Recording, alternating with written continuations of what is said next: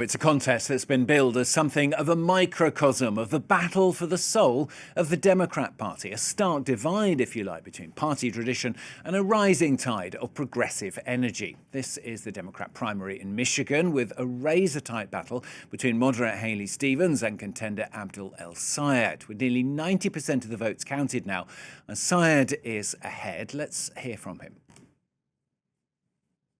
All right, y'all. Look, I wish I could tell you that I was declaring victory right about now. Turns out it takes a long time to count some votes in Michigan. It's a big state. But I will tell you this. I want you just to reflect on what that means. Right now, we are on track to vastly outvote the historical numbers that we should have expected. We all knew they were going to spend their money. We didn't know they were going to spend $70 million of their money. And yet we're still standing. A short while ago, I spoke to our correspondent Fraser Jackson in Washington, and I asked him just why the battle is so important.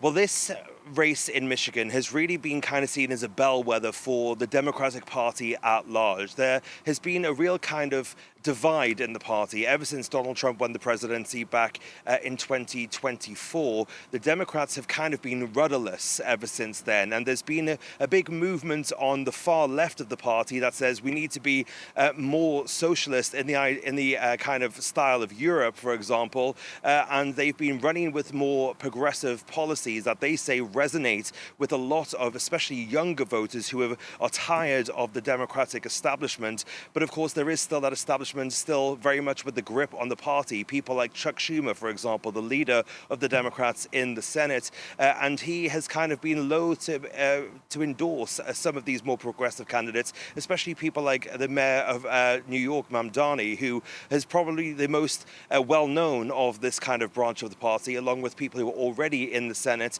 like Bernie Sanders and AOC, for example. So this is going to be something that's widely watched going into November's election. And the other thing that's also become a lightning rod issue is the amount of money that various candidates in the Democratic Party have received from the pro-Israel PAC, AIPAC. That has also become a lightning rod issue, with many with pro-Israel sentiment waning on the part of some Democrats, and that has become a significant source of concern not only for AIPAC and its interests, but also some even inside the Democratic establishment.